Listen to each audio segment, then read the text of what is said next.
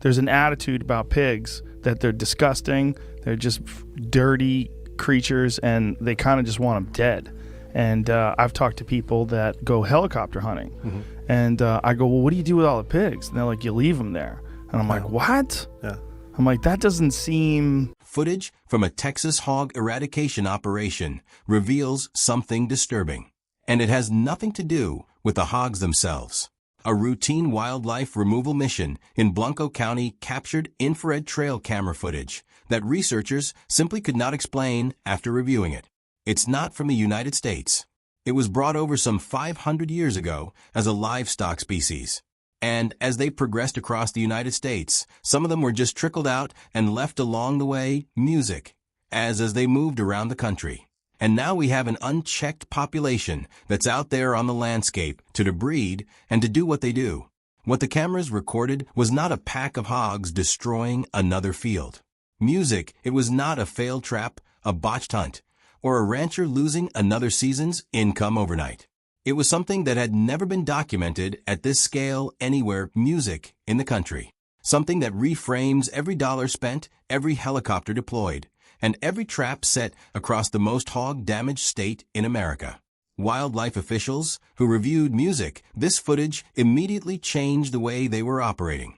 Not because of what the hogs were doing, because of what was happening in the brush around them. Quietly, systematically, and completely outside the view of every eradication program running in Texas. Cannot manage that population much like what we would do with our domestic livestock populations.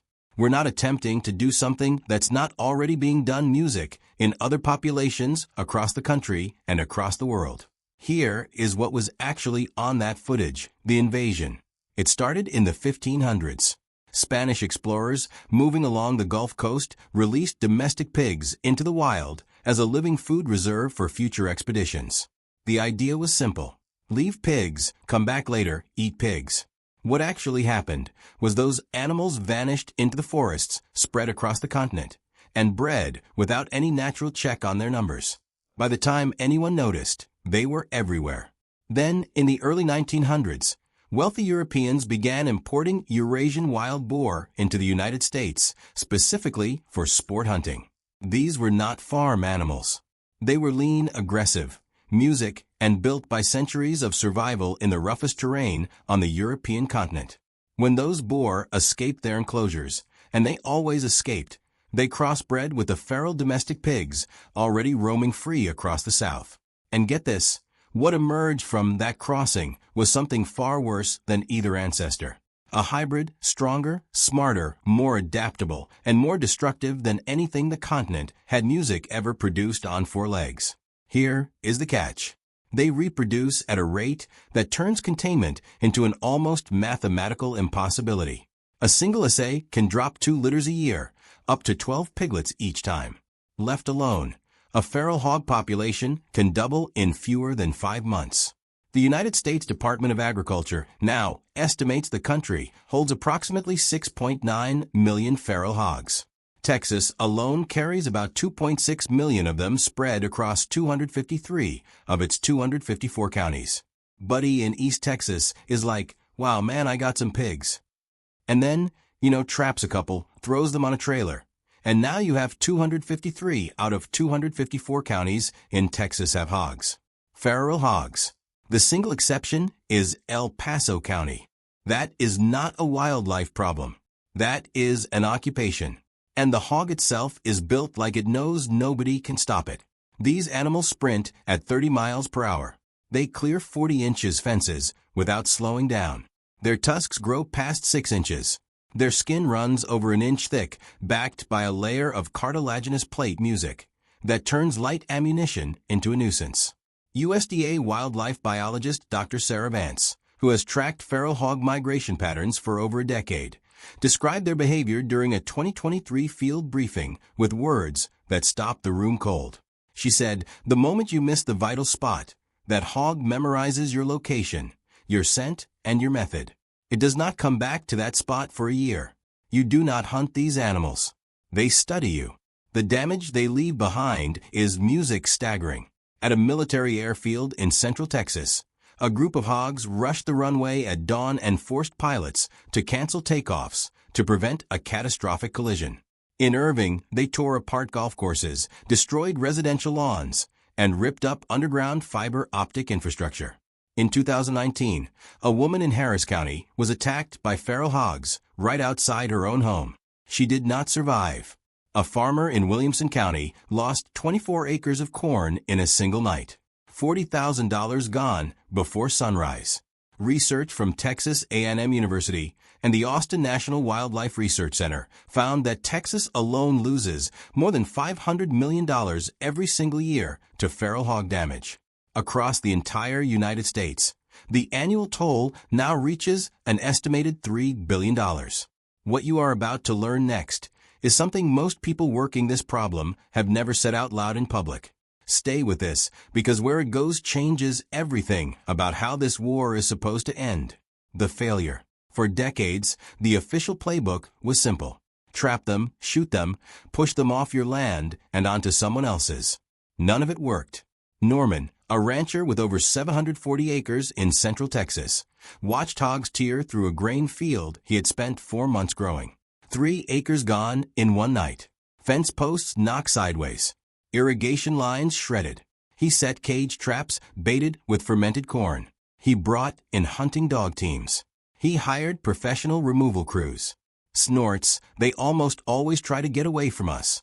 However, they certainly music can hurt you if they did charge you. What he accomplished after spending money he did not have was pushing the hogs temporarily onto neighboring land. And get this, within days, they came back smarter, more cautious, harder to find near anything that resembled what they had already learned to avoid. Bruce Leland, a wildlife researcher with over 20 years in the field, had watched this pattern play out across dozens of properties. He stated it plainly in a published report. We do not have tools powerful enough to win this fight. Every traditional method is temporary. We catch a few hundred, and the ones that escape produce dozens more piglets before the next season. It is a biological reset button every single breeding cycle. Helicopter, music, hunting change the scale without changing the outcome. A flight team can cover 400,000 music acres in a matter of days and remove more hogs in a single afternoon than a ground crew manages in a month. But the math never shifts. The hogs breed faster than music. Anyone can pull a trigger. For every herd cleared from a ranch in Kimball County, 2 more push in from the brush to the east. The land fills back up within a season. Here is the thing nobody wanted to admit out loud. The methods were sometimes making it worse. Aggressive trapping and hunting pressure does not simply reduce hog numbers. It scatters them. Hogs that escape a removal operation spread across wider territory, move into counties that were previously clear, and establish entirely new populations. Every helicopter flight that pushed a group off one property essentially planted seeds somewhere else. And the harder agencies pushed, the more cost. A single coordinated helicopter operation over a large Texas ranch music can run $20,000 before a single hog hits the ground. USDA Wildlife Services spent over $100 million over the past decade on feral hog control nationwide. The journals filled up with studies, the conferences filled up with presentations. They say there's 2 kinds of counties in Texas, those with a hog problem and those that are about music to have a hog problem. And a Central Texas has a hog problem. And across Music, Texas, the hog population kept climbing. Nobody had cracked it. Not the government, not the ranchers, not the hunting industry, not the USDA. $3 billion a year in damage. And every solution was temporary at best. But here is what nobody in any of those conference rooms had thought to check. While every agency and every landowner was burning through money trying to solve this from the outside, Music, something else, was already solving it quietly in the brush at night without a budget, without a field team, without a single press release. And they had been watching it happen for years without recognizing what music they were seeing. The revelation. Starting around 2014, field researchers working the Texas hill country began finding something they could not explain. Feral hog nests, the shallow brushline beds where SAS shelter their newborn piglets, were turning up completely excavated and emptied. Not raided by hunters, not sprung by traps, physically dug up and cleared out. Nothing left but disturbed soil and silence. Dr. Michael Bodenchuk, a wildlife services biologist working the region, crouched next to one of these destroyed nests on a cold morning in the hill country and studied the tracks pressed into the soil. He stayed there longer than he planned to. He called his regional director before he even logged the sample, because those tracks were not from bears, not from mountain lions. They were small, compact, and evenly spaced. Coyote tracks. A 30-pound coyote should not register as a threat against a 200-pound feral SA. It made no biological sense on paper, but the trail cameras were already telling a different story. The first significant infrared footage, pulled from Blanco County, showed coyotes moving through the brush at 2 o'clock in the morning, not scattered and scavenging, but moving in formation, hunting. The video had the ghostly green-white glow that nighttime trail cameras produce, and what it showed was deliberate. The lead coyote dropped low, ears barely above the grass, approaching the nest from downwind music, so the mother hog could not pick up the scent. Behind it, 2 more coyotes moved into flanking positions on either side. When the mother so left the nest for even a few minutes to forage, they struck. And this is the part that made Dr. Vance replay the footage 3 times alone in her office before she fully accepted what she was watching. One coyote stood guard at the nest perimeter. A second tested the scent of the piglets. Then, in a synchronized burst, they rushed. A single precise bite to the back of the neck. The piglet went limp. It was dragged into the tree before the mother completed her turn. 5 seconds. The whole sequence took less than 5 seconds. This was not random opportunism. This was coordinated predation, operating at scale, happening right under everyone's noses the entire time.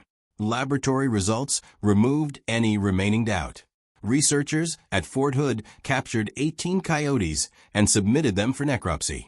Dr. Justin French, who led the examination team, later described the moment the first results came back. The room music went silent. Nearly a third of those coyotes had undigested tissue from feral hog piglets in their stomachs. Fresh tissue, not old, carrying from a carcass someone else had left behind. In Georgia, Wildlife Services found piglet DNA in over 30% of coyote scat samples collected across the state. This was not an occasional lucky find. It was systematic generation-level predation operating across multiple states. Good head shot here. And here is what that meant. Every wildlife agency in the country had been focused entirely on the adults. Trapping adults, shooting adults, pushing adult herds from one property to the next. But coyotes were not going after the adults.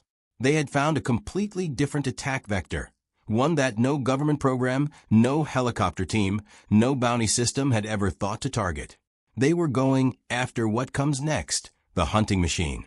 The technique has a name among researchers who study it: high-risk micropredation. And the way it works reads like a rehearsed military operation. Coyotes never engage adult hogs directly. An adult sour, music, or boar outweighs them 6 to 1 and can gore or trample a coyote in seconds. They know this. Instead, they manufacture chaos. A lead coyote sprints past the edge of a nest, close enough to trigger panic, but too fast to catch. The piglets scatter. The SA wheels around 200 pounds of fury, trying to process which direction to charge, as she is too slow music, and she is reacting to the wrong threat.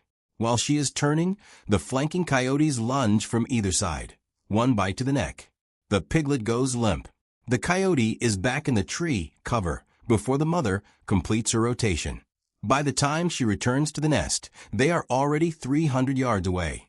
And get this, before 2010, there are almost no documented records of coyotes hunting like this. None.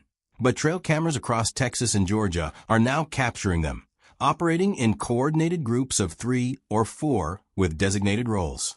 One animal distracts from the front. One circles left. One blocks the escape route. That is wolf-level tactical coordination from an animal most people dismiss as a trash scavenger. Here is where it gets even stranger.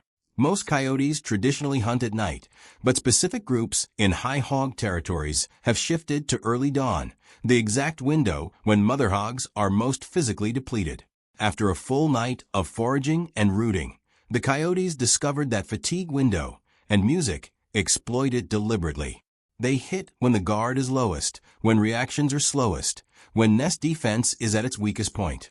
Dr. Bowdenchuk called it the most sophisticated adaptive behavioral shift he had observed in 20 years of field research. Ecologists believe the pressure that drove it was human-caused. We eliminated so many of the coyotes' traditional food sources, rabbits, rodents, smaller prey, that entire populations were forced to innovate. And right next to them, in numbers almost beyond counting, was the biggest surplus prey on the continent: unguarded piglets. Millions of them completely overlooked by every predator in the ecosystem. The coyotes did not overlook them.